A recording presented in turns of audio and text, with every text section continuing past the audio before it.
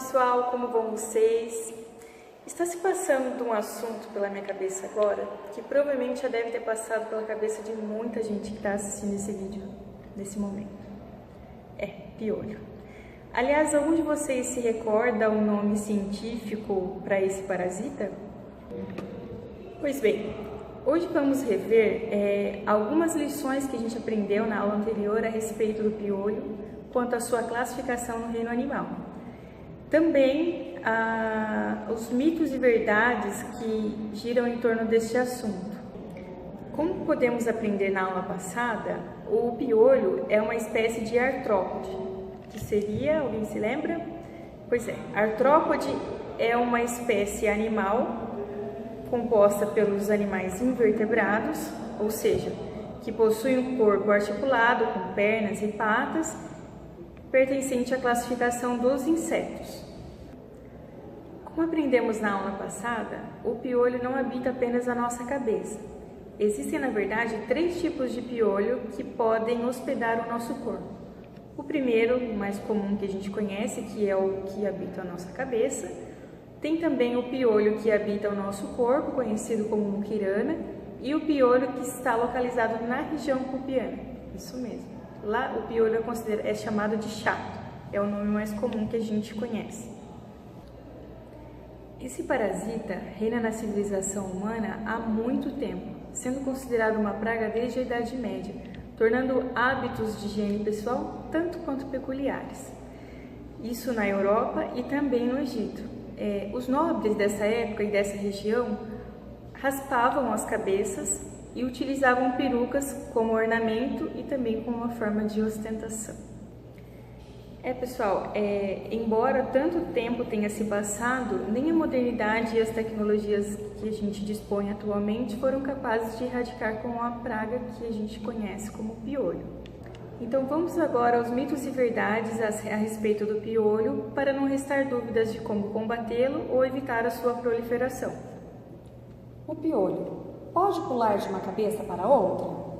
Apesar de ser um inseto, o piolho não possui asas nem pernas adaptadas para pular de uma cabeça para outra. Pente fino é a forma correta e segura para eliminar os piolhos? O uso de shampoos, medicamentos específicos e também o uso de tinturas para cabelo são muito comuns, mas a forma mais eficaz de acabar com o piolho é realmente o uso diário do pente fino. Lêndia é o piolho morto? A lêndia é o ovo do piolho. Quando ele nasce, ele deixa uma casca vazia. Muitas pessoas tendem a confundir com a lêndia morta, mas não, é somente o resquício do ovo do piolho. Cabelo sujo é ideal para a proliferação do piolho? A falta de higiene não está relacionada à proliferação do piolho. Pelo contrário, eles preferem cabelos limpos. O verão favorece a infestação por piolhos? A temperatura elevada pode acelerar o processo de eclosão dos ovos e também o ciclo de vida do inseto. Para matar o piolho, é necessário esmagar com as unhas?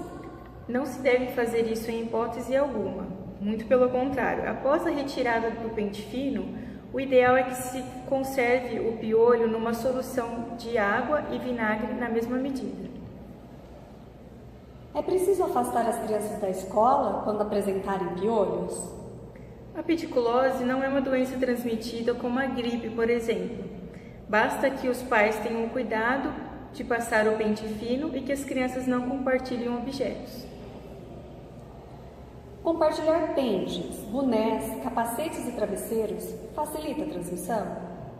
A principal forma de transmissão é sim o compartilhamento de objetos pessoais. As pessoas mais pobres são as mais afetadas por esses insetos? O mito histórico associa a pediculose à baixa renda e à promiscuidade, mas isso não tem qualquer comprovação científica. As meninas têm maior incidência de piolhos que os meninos? Isso acontece devido ao comprimento dos fios do cabelo. Ao compartilhar pentes e o convívio próximo das meninas durante a infância pode propiciar a transmissão. A anemia pode ser um dos sintomas da pediculose? Por se alimentar de sangue, uma infestação de piolhos muito intensa pode causar o quadro de anemia, sim. Qualquer pessoa pode pegar piolhos? Ninguém está imune. Desde criança, adultos ou até mesmo idosos estão sujeitos a se infestarem do piolho. Os piolhos são mais comuns em países pobres? A peticulose está presente há milhares de anos em todas as partes do mundo. Agora é com vocês. Acessem o nosso ambiente virtual e caprichem na atividade final. Um abraço e até a próxima.